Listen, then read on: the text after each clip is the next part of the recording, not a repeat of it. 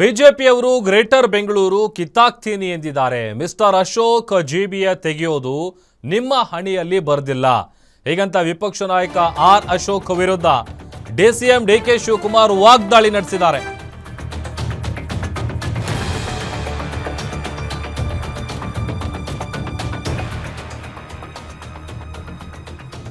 R Ashok ವಿರುದ್ಧ DCM DK Shivakumar ವಾಗ್ದಾಳಿಯನ್ನು ನಡೆಸಿದ್ದಾರೆ.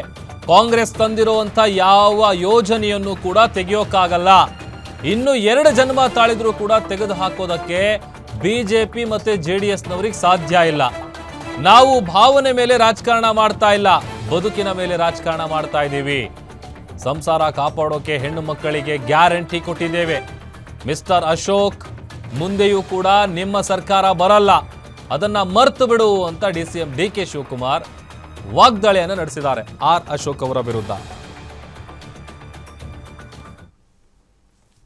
ಮೊನ್ನೆ ಯಾರ ಬಿಜೆಪಿ ನಾಯಕರುಗಳು ಇಲ್ಲಿ ಬಂದಿದ್ದರಂತೆ, ನಮ್ ಸರ್ಕಾರ ಬಂದ್ಬಿಡ್ತದೆ, ಈ ಗ್ರೇಟರ್ ಬೆಂಗಳೂರನ್ನ ಕಿತ್ತಾಕ್ಬಿಡ್ತೀವಿ ಅಂತ ಭಾಷಣ ಮಾಡುವುದ್ರಂತೆ. ಮಿಸ್ಟರ್ ಅಶೋಕ್, ಜನತಾದಳದ ನಾಯಕರು ಇರ್ಬೋದು, ಅಶೋಕ್ ತಾಂಡ್ ಇರ್ಬೋದು, ಇಲ್ಲ ಜನತಾದಳದವರ ಹೆಸರು ನಂಗೆ ಹೇಳಕ್ ಇಷ್ಟ ಇಲ್ಲ. ಈ ಹಣೆಯಲ್ಲಿ ಬರ್ದಿಲ್ಲ, ಯಾರ ಹಣೆಯಲ್ಲಿ? ನಿಮ್ಮ ಹಣೆಯಲ್ಲಿ ಬರ್ದಿಲ್ಲ. ಈ ಗ್ರೇಟರ್ ಬೆಂಗಳೂರು ಕಾಂಗ್ರೆಸ್ ಕೊಟ್ಟಂತ ಕಾರ್ಯಕ್ರಮಗಳು, ಬ್ಯಾಂಕ್ ರಾಷ್ಟ್ರೀಕರಣ ತೆಗೆದಾಕಾಯ್ತಾ? ಆಧಾರ್ ಕಾರ್ಡ್ ತೆಗೆದಾಕಾಯ್ತಾ? ಪಂಚ ಗ್ಯಾರಂಟಿ ತಂದು 5 ಗ್ಯಾರಂಟಿ ನನ್ನ ತಾಯಂದಿರು ಉಚಿತವಾಗಿ ಫ್ರೀಯಾಗಿ ಬಸ್ಸಲ್ಲಿ ಪ್ರಯಾಣ ಮಾಡ್ತಾ ಇದ್ದೀರಾ ಇಲ್ವೋ? ದಯವಿಟ್ಟು ಕೈ ಎತ್ತಿ ಯಾರು ಪ್ರಯಾಣ ಮಾಡ್ತಾ ಇದ್ದೀನಿ ಅಂತೇಳಿ.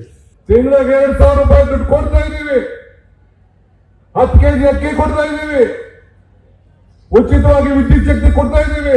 ಈ ಯಾವುದು ಗ್ಯಾರಂಟಿಯನ್ನ ಇನ್ನ 2 ಜನ್ಮ ತಾಳಿದ್ರು ಕೂಡ ನೀವು ಯಾವ ನಮ್ಮ ಗ್ಯಾರಂಟಿಯನ್ನ ಬಡವರಿಗೋಸ್ಕರ ಏನು ನಾವು ಮಾಡಿದ್ದೇವೆ, ಸರ್ಕಾರ ಏನ್ ತೀರ್ಮಾನ ಮಾಡಿದೆ ಅದನ್ನ ನೀವಾಗ್ಲಿ ಜನತಾದಳದವರು ನಿಮ್ಮ ಹುಟ್ಟು 3 ಸತಿ ಹುಟ್ಟು ಮತ್ತೆ ಇನ್ನೊಂದು ಜನ್ಮ ತಾಳಿದ್ರು ಕೂಡ ನಿಮ್ಮ ಪಕ್ಷದವರಿಗೆ ಬದಲಾವಣೆ ಮಾಡಲಿಕ್ಕೆ ಸಾಧ್ಯ ಇಲ್ಲ ಅಂತೇಳಿ ದೇವರಾಜ ನಾನು ಹೇಳಿಕೆ ಬಯಸ್ತಾ ಇದ್ದೀವಿ. ನಾವು ಭಾವನೆ ಮೇಲೆ ರಾಜಕಾರಣ ಮಾಡ್ತಾ ಇಲ್ಲ, ನಾವು ಬದುಕಿನ ಮೇಲೆ ರಾಜಕಾರಣ ಮಾಡ್ತಾ ಇದ್ದೀವಿ.